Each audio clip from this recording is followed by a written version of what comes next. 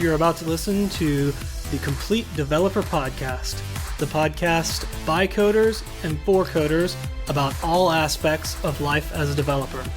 I'm Will, the curmudgeonly experienced developer. And I'm Beej, the optimistic newbie developer. Welcome to another episode of the Complete Developer Podcast. This week we are talking about interacting and learning from and helping out salespeople. But before we get started, Will, what have you been finding this week? Oh, wow. I'm catching it on 3 or 4 different fronts at the moment. All right, Germany. Yeah,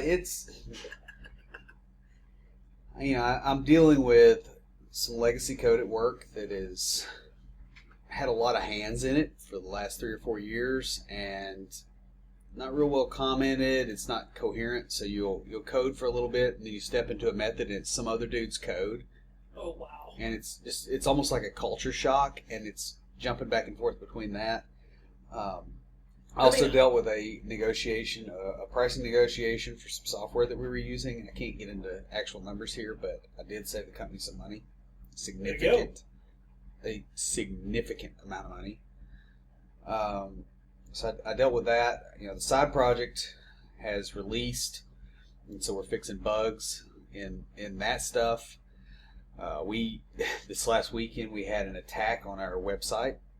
It was the XML RPC business with WordPress because somebody apparently in the development team said, hey, here's a feature that's a gigantic security hole and people have it turned off. Let's turn it back on and disable the ability to turn it off. And some other man said, let's give that guy a raise.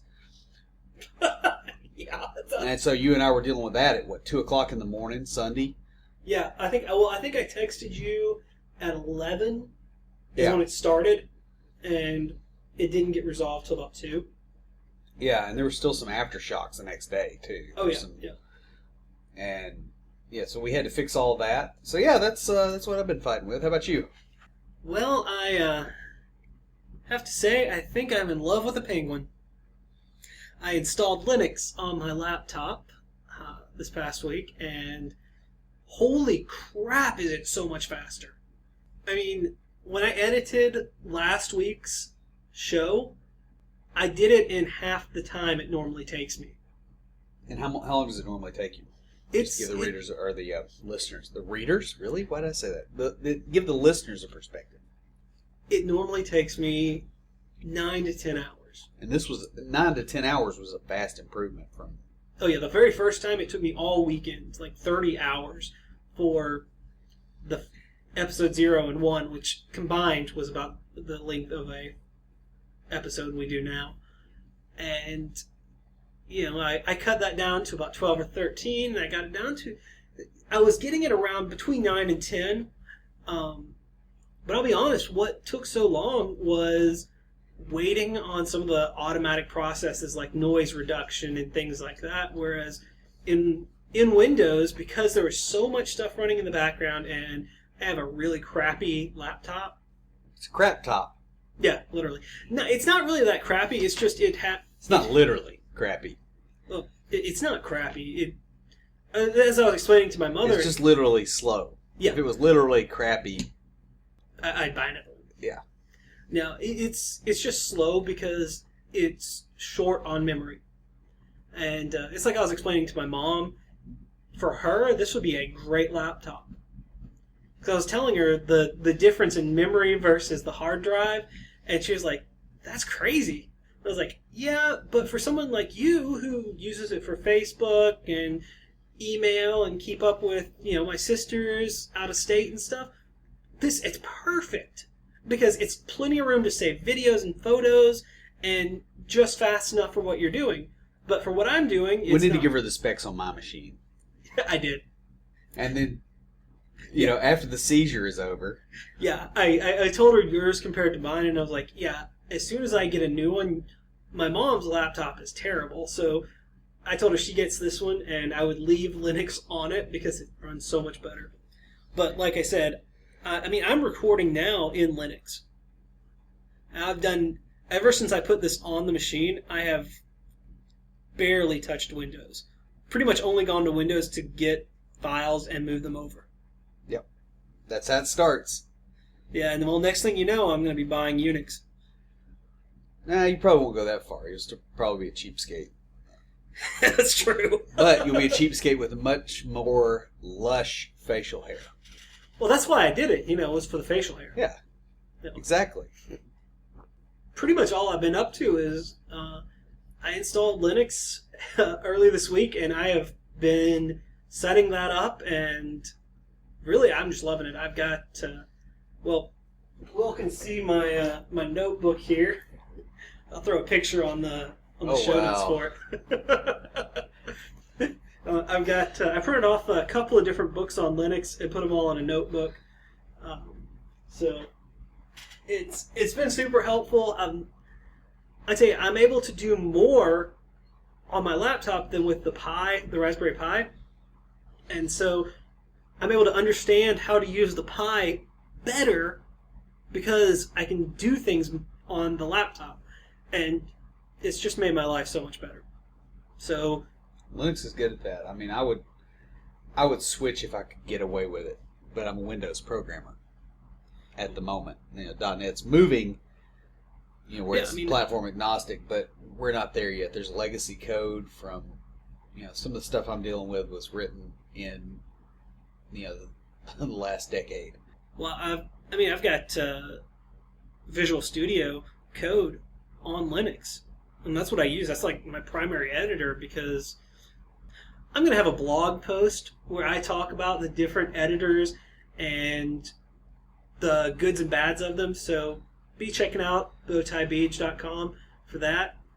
But I have a fair bit of stuff that actually directly interfaces with the Win32 API.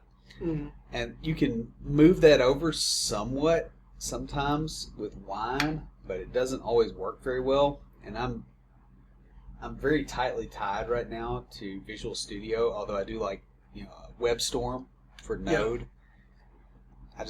I can't make the jump just yet. That's one of the good things is I'm early enough on where I can make that jump. Though I have put Mono on here, so I can do .NET on here. I also one of the things I love about Ubuntu is I can log into Windows or Linux. Yeah, the bootloader. Yeah, I love that. That's so great because if I want to get on and do some stuff in the full Visual Studio version, just go into my Windows. Yep.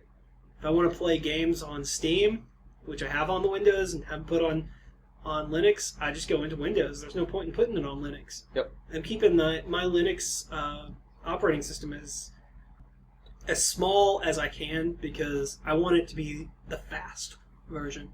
Yeah. Things that it's what I go to when I need to get things done fast and not take a lot of time. That's the definition of fast, by the way. Well, yeah. Provided by B.J. Burns. With that said, let's roll the music and get into some IoTs.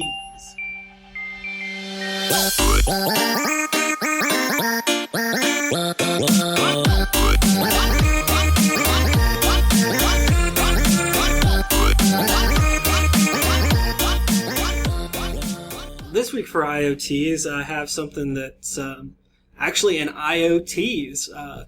Recently, Microsoft opened up their Azure IoT suite for technical preview. I think it was, like a couple of weeks ago, wasn't it?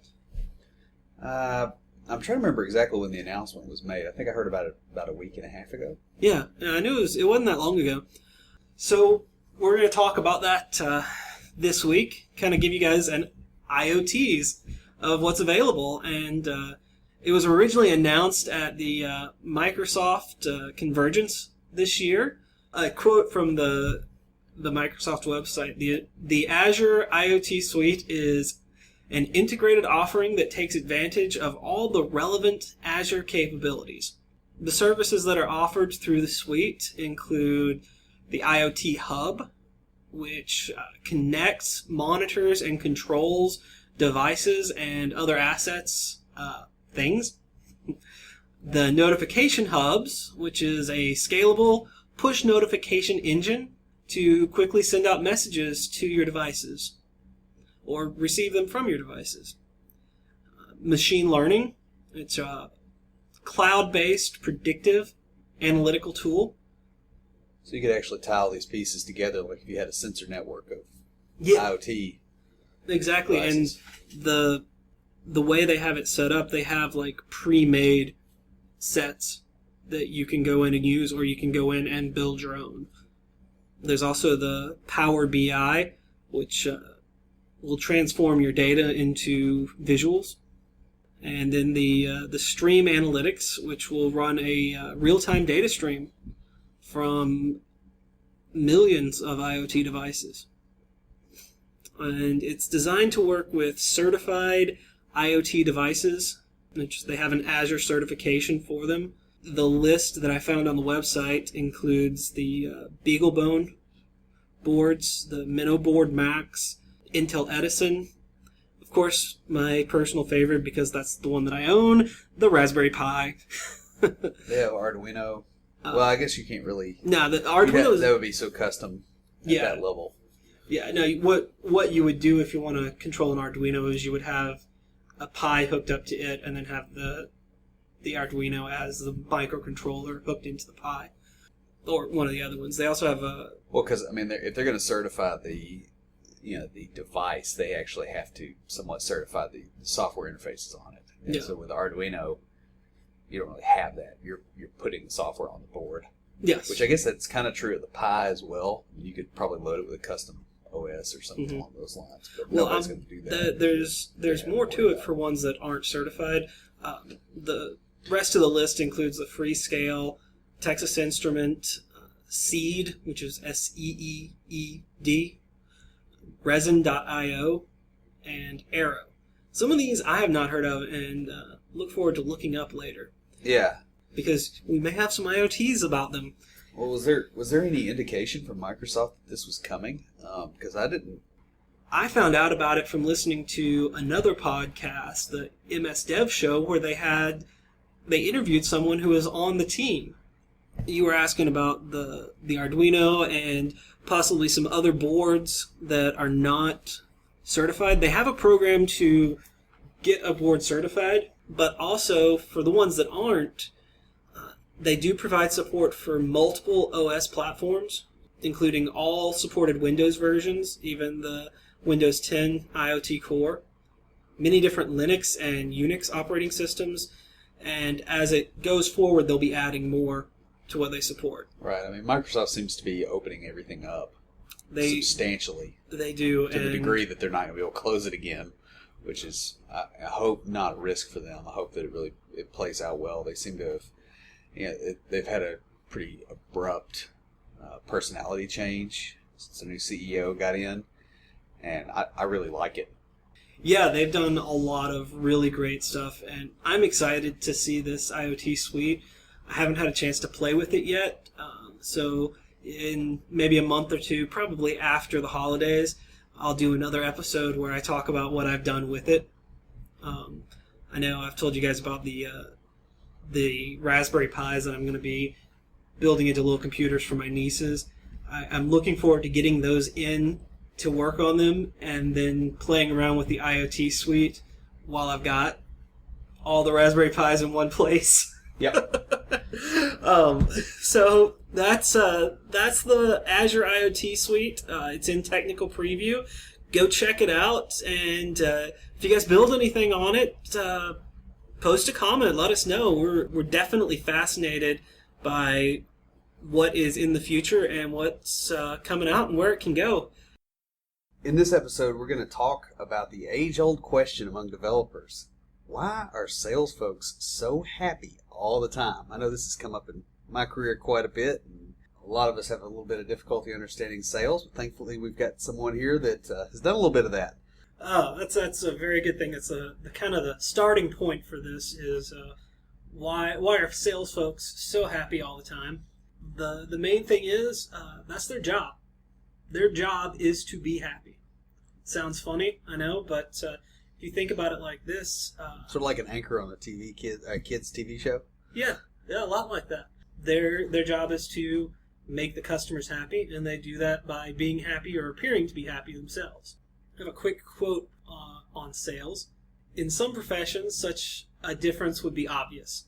A salesman who sells 10 times as much as his peers will be noticed and compensated accordingly. Sales are easy to measure, and some salesmen make orders of magnitude more money than others. And what you'll find is that the ones that make a lot of money tend to truly be happy, and the others are trying to emulate them. Both of them's job is to get you a paycheck. Well, that's a very good point. It's a point I raised Last at some week. point. Yeah. Yeah, actually, I had that in here under our next topic. So we'll go ahead and move on to it. It's what's so important about sales. And the very first thing under that topic was the quote from you saying, their job is to get you a paycheck. Yep. I mean, functionally, that's where the money comes in. Mm-hmm. And it's going out through you. More than likely, as a developer, you're not actually bringing money into the company. Yeah, and like I said earlier, their job is to make customers happy.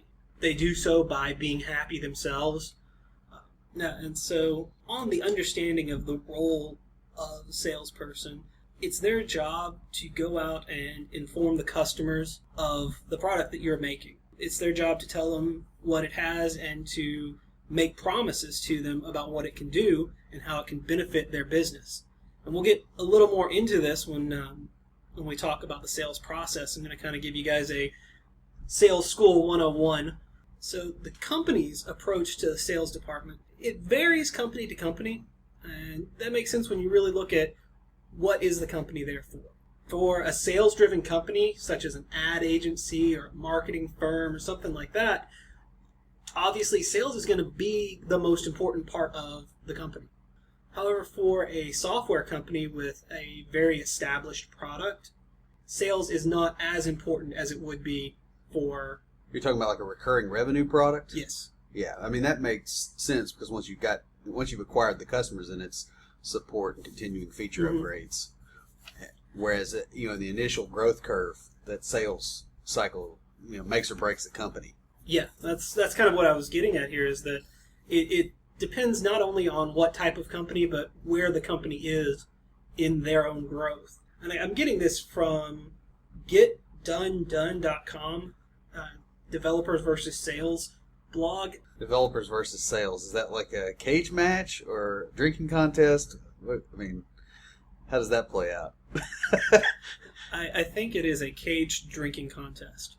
One thing that as developers we need to remember is that sales is just as important as development. Nothing really sells itself. If you think about it, not even Apple sells itself. Steve Jobs was more of a salesman than anything else. He had to be a salesman first. Yeah, he did. He would have never gotten where he got based on software development skill. For an example of that, compare him to, Dennis Ritchie, who was very much a software developer first. Not a whole lot of people outside of software development have heard of him because he was a software developer first, not a salesman first. That's true. And he probably didn't wear the turtlenecks. Yeah, you got to have a black turtleneck to be in sales, apparently. Or to sell Apple. To sell Apple. I don't sell Apple. Yeah. That's good. You look weird in square glasses anyway. But what you have to think is, as a developer, how do you make people aware of the product? Because that's what salesmen think of all the time. That is one of the primary functions of their job, is making people aware. And especially if it's a new technology, you got to create the need. Right. They don't even know that they need it. Mm-hmm. I mean, think about Twitter or Facebook or any of these big packages of software. I mean, heck, think about QuickBooks even. Right? I mean, everybody needs an accounting system, but nobody, at that point thought about having it automated. They had a bookkeeper. See, I was thinking of smartphones. Yeah. When those first came out, as much as I am an early adopter, I refused to get a smartphone for the longest time just because I didn't see the point in it. Basically, this is the role of sales. This is what the main function of their job is to go out there and make people aware of the product and create that need so that people will buy. Right, and this is something we miss a lot as developers because our mindset tends to be around, Google. It's like, okay, I have this problem. Let me look on Google. Let me go find something that solves this problem. We're very good at that. Yes. We're pretty much digital natives at this point. A large part of the population, including people in the tech sector, are not at that level. And so if you don't make them aware of a product repeatedly, they're not going to buy. They're not going to find it. They're not going to think about it. They're not going to remember it. This is this is why we do our marketing the way we do on this podcast. Yeah. Is because we have to keep in front of people, otherwise we won't get listeners. It's one thing we have a few regular listeners. Jason. That's true. There's like 3 dudes we know named Jason that regularly listen to the podcast, and we were talking about that. It's kind of humorous. We know we have a few regular listeners that it doesn't matter how much advertising we do, they're going to listen to the show. There's an advertising saturation that is beyond what somebody will take. But as far as like how much we get out in front of new that's listeners, the big thing. That doesn't affect them. No, it really and so doesn't. Part of the job of a salesman is to figure out how to make the advertisement in such a way that it gets people in, but doesn't cause problems to the ones already there. It's a very good point, and that because that's the very next thing we're getting into. I've actually somewhat here lately become a bit of a sales dork. I like that aspect of things because it's a little harder to predict. And what's interesting is the dumb things that people do that screw things up are completely different than tech. So it's a completely different set of problems. It's great. It's I wouldn't say it's relaxing to think about it because it's absolutely not. But it's that uncertainty. I'm used to dealing with this is true or this is false. And in sales, it's never false and it's never true. It's somewhere on a sigmoid curve in between those two things. And, the closer you get to the end, the more predictable it is, but it's never 100% predictable. And I love that. That's a great way of describing sales. I know my sister's a math teacher, and pay attention to my blog because eventually she's going to start posting on there under recreational mathematics. That is cool. Yeah, exactly. And that leads us right into the next topic, which is Sales School 101. And I'm not going to take you guys through the full sales school that I went through because that would take way too long. But I want to hit some highlights and some of the important things that'll help other developers to understand the thinking and mindset of the sales department and the sales team. So the first thing that we need to look at is sales is all about managing perceptions. And Will's already hit on this with talking about advertising. Yeah. That's number one underneath there is advertising. Well, honestly, development is all about managing perceptions. Everybody's seen the absolute crap code that every system has somewhere. And the fact that you don't highlight that to management at every available opportunity is managing perceptions. So you're already halfway to sales. Unless you're trying to replace the code, and then, of course, you sell the fact that it's a bunch of crap, as if it were a competitor's product. Yeah. Because it is. Mm-hmm. In a way, it is. And that's a good way to put it. That's a good mindset to be in when you're talking to sales folk is that's what they're doing. They are trying to, basically, in coding terms, they're trying to sell a rewrite or a change to the customer. That leads to the next one, which is customer acquisition. Very important. Sales pitches, one-on-one meetings, things like that you really have to manage how you look. You want to look, salesmen want to look professional. They want to look happy and in a good mood, and they want to be excited about the product. Next is product quality. The sales department, they have to manage the perceptions that customers, the people using the product, have of the reliability, of the ease of use.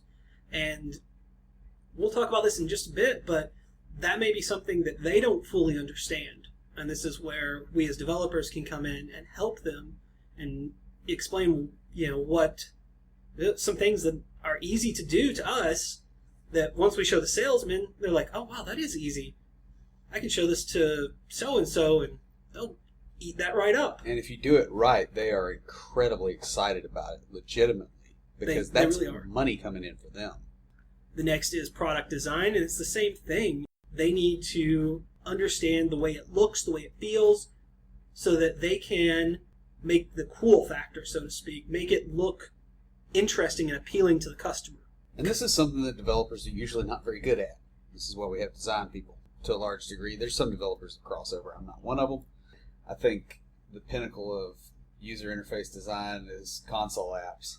No, I'm really kidding. I'm not really that bad, but it takes me a bit. But well, I can't say too much. I mean, I did tell y'all in the intro that I just put Linux on my laptop, so I'm kind of enjoying the console right now too. Yeah. Moving back into the actual topic at hand, another perception they have to manage is customer satisfaction. Even if you have a product that you only sell once, which is very, very rare, but that's not going to be the only product you have. Right. And you want them to be so satisfied with that product that before even looking at the competition for one of the other products you offer, they come to you because they know how good your stuff is. That's the way that salespeople think, and that's the way they present to the customers. That also includes account management, so dealing with problems as they come up, support. This month, actually, I had one of my clients call me up because they hadn't received an invoice. And I don't know if it got lost in the mail. I'm quite sure the company I work for would not forget to send out an invoice. Part of my job was to get that to them. That's the kind of things that salespeople deal with because I want them to stay customers. I want them to stay with me. I actually really like this place, and so the people there are very cool.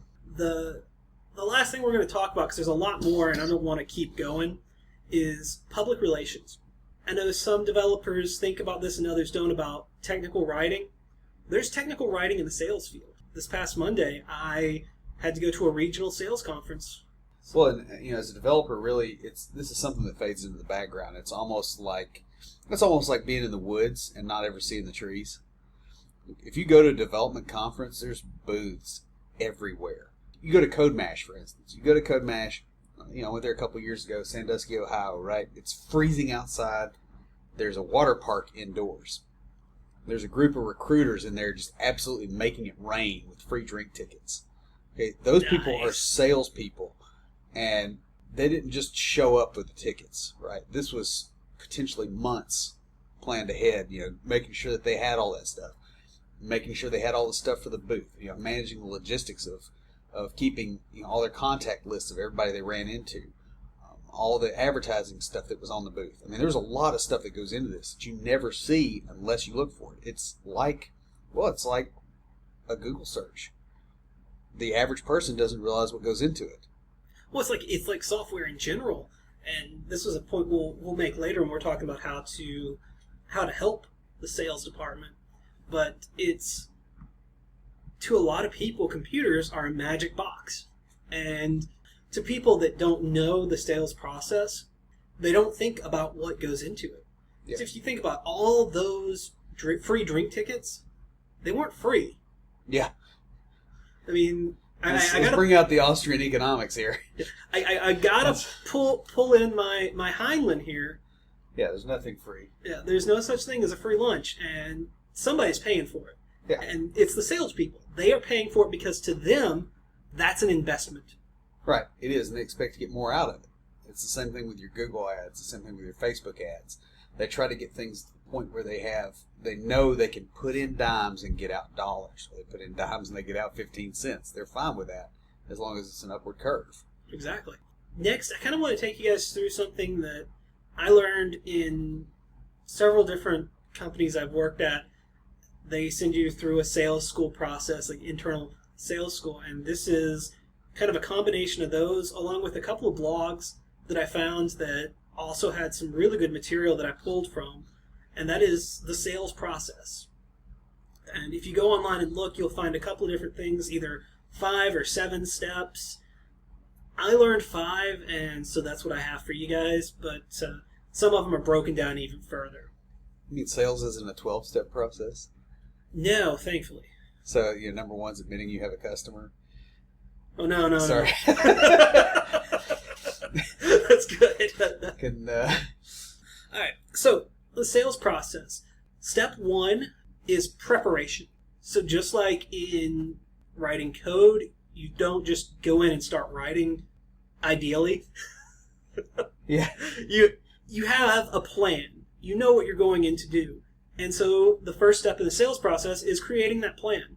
Well, you know what your end goal is. Going in, there's a couple of things you have to know.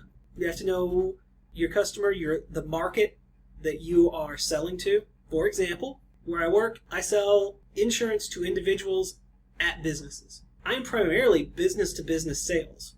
I have to get the business on board before I can even talk to the individuals. My main customer is their employees. My market is the business. The next thing you need to know as a salesperson is the product. And this is really where developers, we can come in and help the sales team by giving them information that they may not have on the product. Because who knows more about the product than the person writing it? Right, and a lot of things go through a lot of intermediaries between the developer and the sales folks, and stuff gets filtered out. Yeah. And you can honestly really, really help a salesperson by sneaking stuff around that workflow that's useful to them. You know, how different pieces interact. It's almost like giving them insider information, but not illegal. Right. And they really appreciate it, and that makes them more effective and eventually makes you more money. Yeah, and it can go the other way too, because what the salespeople experience in the field can inform your design choices as a developer, and you can make things that are better, and your manager's like, wow, you're really good at this. And it's like, no, the salesperson just told me I sucked last time. But you don't say that, right? Because you want to manage your career appropriately. Yeah, and again, that's something we are going to get into in a little bit on why all this information is important to you. But yeah, that is very true. So that's step 1 in the sales process. Step 2 is prospecting. This is personally my favorite part of sales. It's probably the most annoying part too, but it's so much fun. I'm a people person. I'm very outgoing. If you ever meet me, you would know I am just Mr. People person. So I love this. And this is the searching for a new client. He's practically a puppy dog with a beard. Yeah, that's very true. Except the puppy dog can be potty trained.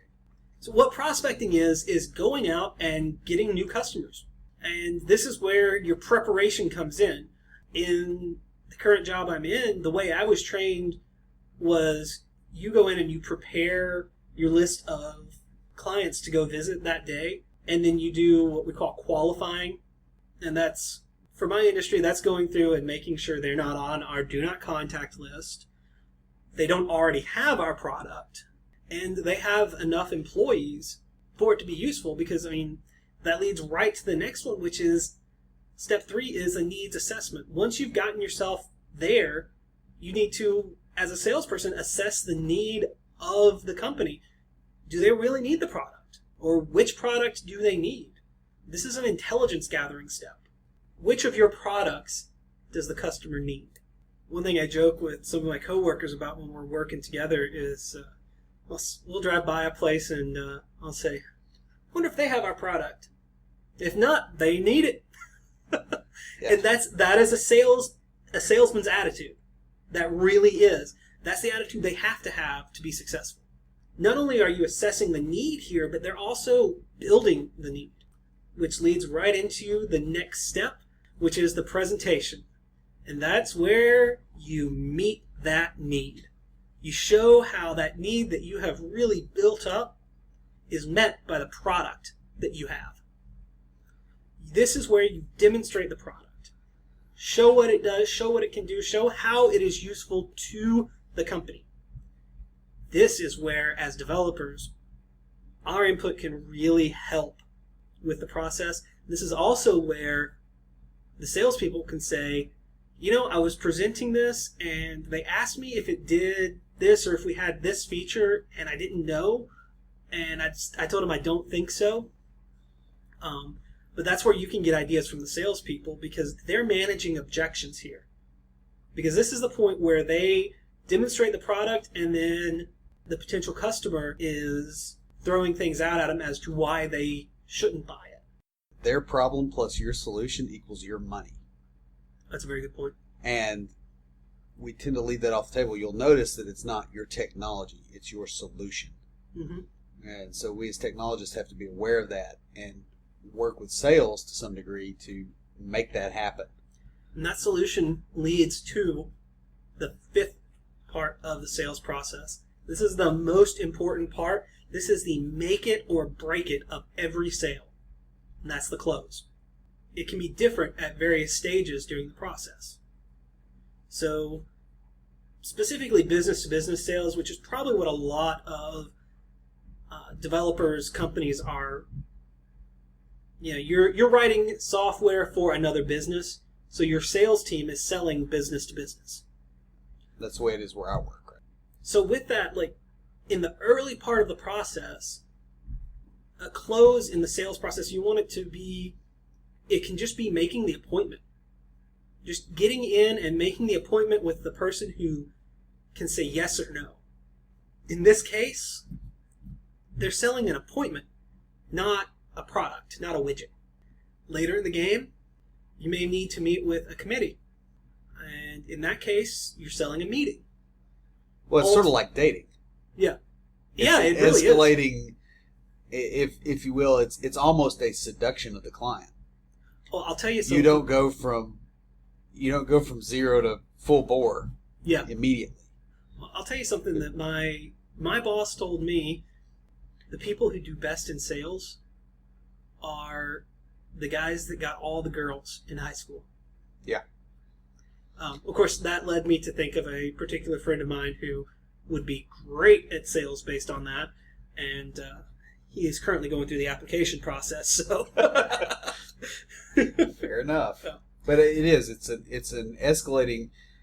Rome wasn't built in a day. You don't sell the final end product. You sell something that they can get right now and see a gain. That builds trust.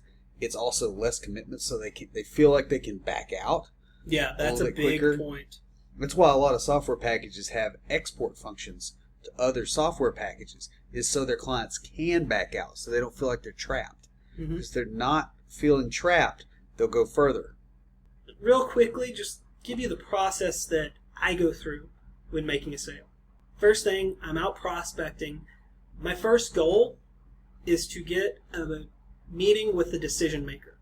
I want 5 to 10 minutes, sit down with them to explain the product, tell them what we have, why they need it, and how it's going to benefit their employees. And that is my first close, is getting that meeting.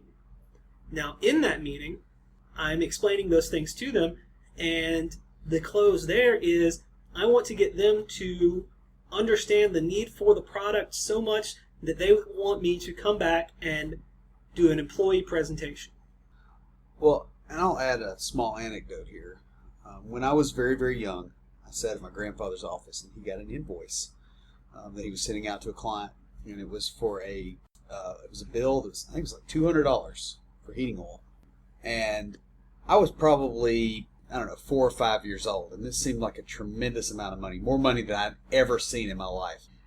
And so I asked him, how does this person, if they're paying you this, how do they have any money left for anything else? Bear in mind, this is 4 or 5 year old me, and my grandfather didn't completely get it immediately, but the lady that worked in the office with him did. And she asked him to explain it a little bit more clearly, and he looked at me and he said, well, if every time I give you $10, I earn $20 as a result of that, how often will I give you $10? And the answer is, of course, every time.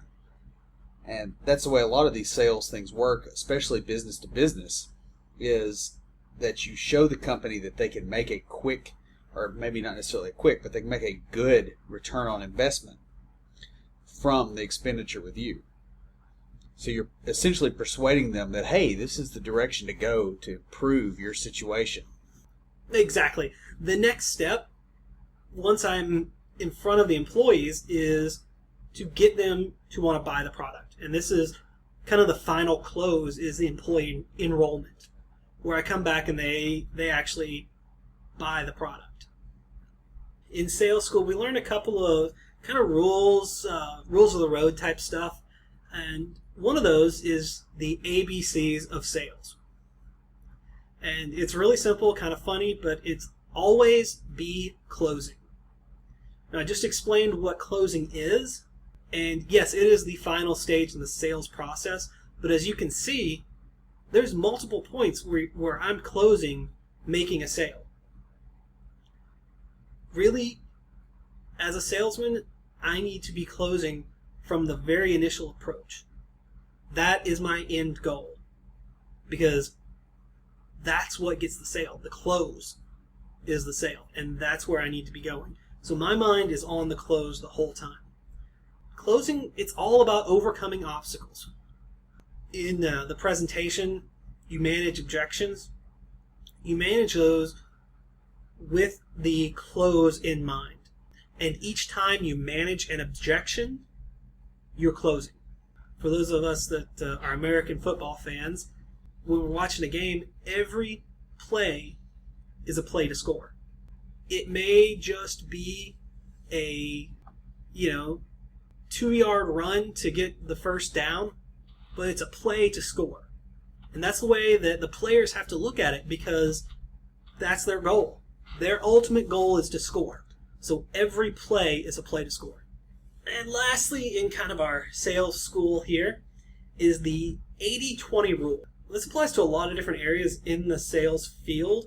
I'm just going to hit... It applies everywhere. It's a Pareto rule. Everybody needs to look that up. The 80-20 rule? Yep. Yeah, it's very important. I'm going to hit a couple of things here quickly, just because it's something that's so prevalent that most of us already know what the 80-20 rule is. 80% of your initial approaches are going to say no. So 80% of the time, usually it's more than that. In my experience, it's about 90% of the time. When you go out there, and the first time you go into a business and talk to somebody, I'm not going to get that decision maker meeting. And this is before trust is built in the product, in your company, and in the salesperson. This is before you've created the value, before you've identified the need. Like, this is the first time, this is just me walking in and saying, "Hi, my name's BJ, I'm from so-and-so, I'd like to sit down and talk to you about what we offer." 80% of the time or more, it's going to be no. Only 20% of the time will they say yes. In my experience, it's like 80% of the time they say no, 19% of the time they say maybe. That's true. Yeah, I'll agree with that. The other thing in the sales world, and this is something that just kind of is going to help you understand where sales come from, 80% of sales come after the 5th approach, or the 5th follow-up.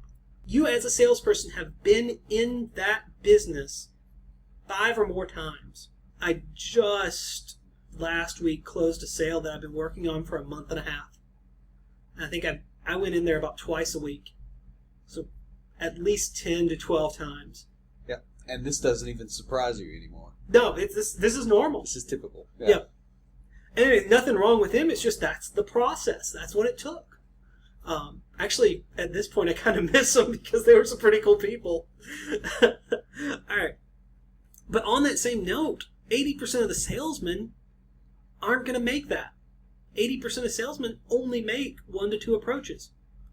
And then they move on because they're looking for that 20% that say yes, and they don't do those follow-ups. So that leaves 20% of salesmen that actually go back and make those follow-up approaches that go 5 or more times. Doing the math, that means 80% of sales are going to 20% of the salesmen. Other 80% of salesmen are fighting over 20% of the sales. And that is your Sales School 101.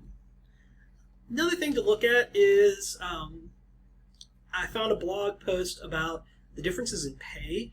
It's really good. I'm going to put it in the show notes. I want you guys to take a look at it because it goes way more in depth than I'm going to go here and really explains a lot. So briefly, we're going to look at pay structures and differences between developers and sales. Pay doesn't always match ability. Right. And I've noticed that a lot with development. Yeah. For example, a programmer that is 10 times better than the average programmer can expect about a 20% pay raise over the average. Or they can expect to be shuffled into management where they don't get to code anymore. Well, yeah, there's that. There is that. That's still not that great of a pay raise going into management either. Right. Not compared to a salesman that's 10 times better than the average salesman. You know what they can expect? Getting paid 10 times as much. Exactly. Do you know why that is? Because they're good at selling. And Because they can sell their boss on their value. Not really. It's because salesmen are paid on commission. Well, there's that. But, I mean... So, we're going to look at salaries versus commissions. Most salesmen and women are paid by commission. And this is both good and bad. The good is there's no cap to the income. That makes sense. Whereas, software developers, the pay initially is very high, Mm-hmm. especially, coming out of college, and it goes up very steeply. There's a point where it plateaus. I suspect it's not that far ahead of where I am. Yeah. Which is part of the reason for me branching out is because I can't grow past You- a certain point. You hit a point, like, there's a ceiling to it. Yeah. Where you either move into management or you start your own company or something like that. Yeah. That's the good. The bad is... There's no floor. Yes, exactly.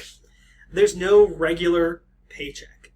This is something that I deal with. If I don't make a sale, I don't get any money. Most developers are paid either a salary or hourly. Hourly it has some similarities to commissions. It's kind of a pay for performance. So how much you work determines how much you get. Yeah, it If also you has similarities to heroin addiction because, they're really happy when things are going well, and then otherwise they're just sitting and twitching in a corner. Yeah, that's a good point. Somebody pointed that out to me not too long ago, and I was... It's also not regular pay. Yeah. And now you can get guaranteed hours sometimes. The good thing about being hourly, though, is you can get overtime. Now, as Will has informed me, that's not like the overtime I used to get when working at the hospital, which was time and a half and very nice. But that still is, you're getting paid for those hours that you work. And that's opposed to a salary position where you are usually exempt from overtime pay.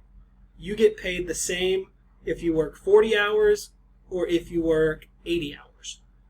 Right. Although, if you do the long hours in tech, usually you get pizza. So salaried is usually exempt, meaning they don't get paid for that extra work.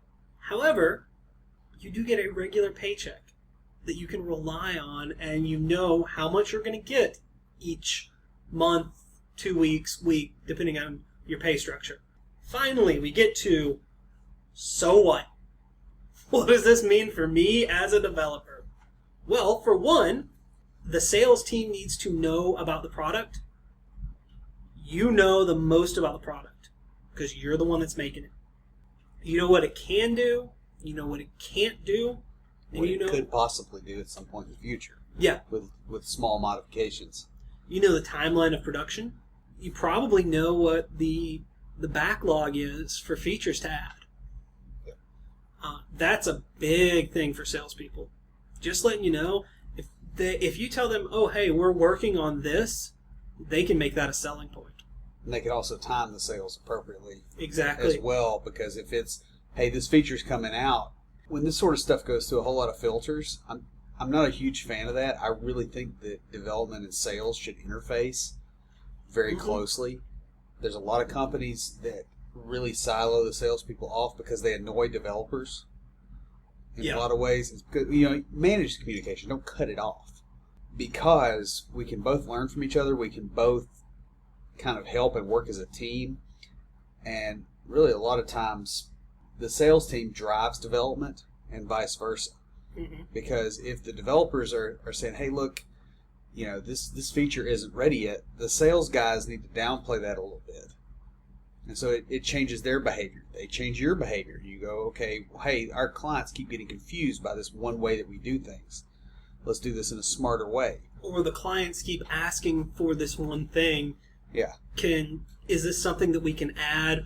Or why can't we? So I can tell them, because that's another thing that, as a salesperson, clients really like it when you're honest with them. I mean, you should be honest with them all the time, but they really like it when you're just blunt with them and they say, I would love it if you guys had this feature. And as a salesperson, you go, I would too, but we can't do it according to the development team because of this. Yeah, And or we're working on something. Sometimes being able to say, look, this is down the road. It's in the roadmap, but we have a few other things we have to get through first. When you're honest about that, I mean, I've been on the other side of the sales table. I was today. Yeah. And that's an honest discussion. That helps. That helps make the sale. Mm-hmm. And so I really dislike the organizational structures that's like, okay, the salesperson talks to the sales manager, they talk, and it goes up this huge chain, and then it comes back down, and then it goes to project manager, and then goes over to the dev team lead, and then finally comes down to you. It's like playing telephone in school. By the time that message gets from one end to the other, it's completely distorted. It's valueless. Which is really interesting because one of the blogs I found that talks about companies that pair developers with sales. I would love that. And it's mainly for like large sales where they need someone that knows what's going on really in depth to come in and explain that to the tech people at the company. But I think it's such a brilliant idea. If you can get a dev person that is comfortable talking to the salespeople, even if they don't talk to clients, just having them there to say, oh, hey, no, we really can't do that, or that's way down the line. Or, hey, that'll take 5 minutes. Upsell it for $20K. Yeah, exactly. That happens too. Let's be honest here. That happens as well, and it can be advantageous for everybody. So we're just about done. I have one very last point to make, and that is salespeople. They have their own kind of intelligence. I know a lot of times. Well, the stereotype is that they're dumb, and they absolutely are not. No, not if they're successful. They are, they're playing a numbers game. They're doing a whole lot of stats. They're doing a whole lot of other stuff, but it's behind the scenes to a large degree because that's not. Well, again, they're managing their reputation. Mm-hmm. They're managing the appearance of what they're doing because that's what they do all day. And it has to appear really easy for them. For example, for a coder, you want to appear to be able to do the really hard stuff, the heavy lifting of coding. And it's easy for you. But you want it to appear really hard for everybody else. Yeah, you don't want to show how difficult it is necessarily, because a lot of times that perception, as a senior dev, I can tell you this. Sometimes being able to do stuff other people can't do and make it look easy, well, it's a sales technique. Yeah, that's what I was about to get into, is you want to make the difficult things look easy, and you don't want to show that you're working hard. Yeah. I mean, you want to show it to your manager and things like that, but they're behind the scenes. Yeah. In the background, yeah, but the public face, you want it to look easy and smooth because that's what the customers see. They see an easy, smooth salesperson, they're like, this person is so good at their job that it's not even hard for them. Yeah. And I couldn't get that good at that job. So I better pay them. Yeah. You can talk about the code and what you're doing with them. Just put it in terms they can understand. One of the big points of this whole episode was to give you the things that they understand, to give you their terminology, their way of thinking. And by doing so, you can go out and talk to them in their language when you're explaining things like why something can't work. We've kind of reached a little over our time.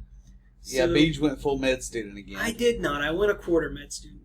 Is that like a unit of measurement? Is that like Libraries of Congress? Or, it's like you went a quarter med student, so like, if you get two of those. That would be a half med student. No, like two. If you get two med students, what is that? Like, is that a physicist? No, if you Like get a two quantum med students, physicist. if you get 2 med students, that's a resident. 4 med students is an attending. Ah, okay. So we got a lot of pretty good show notes. No. So, Will, we're at the end of the show. Why don't you tell us, what do you have for us for Tricks of the Trade this week? Okay, our Tricks of the Trade for today is called Browser Shots. And you can find this at browsershots.org.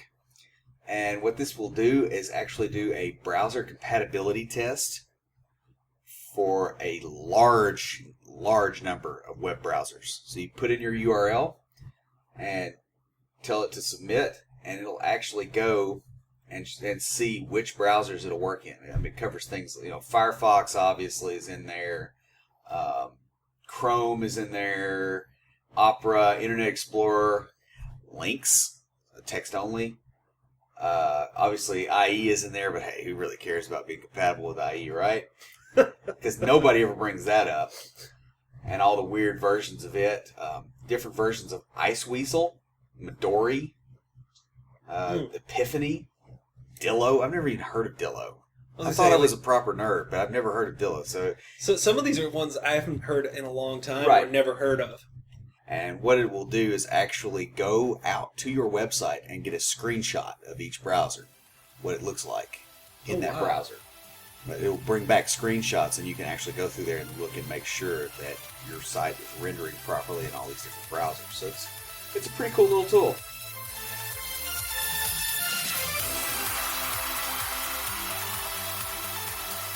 If you have a question or comment for us, please email us at neckbeards@completedeveloperpodcast.com. Our theme music is an excerpt from Stand By for Titanfall by Pure Bells, available on SoundCloud and licensed under Creative Commons. The intro music for IoTs is OMFG Hello by Argo Fox and is also licensed under Creative Commons and available on SoundCloud. For references, show notes, and to sign up to our email list, be sure and check out the website at www.completedeveloperpodcast.com. You can also follow us on Twitter at CompleteDevPod and like our page on Facebook to keep up with news about the show. Thanks for listening. See you next time.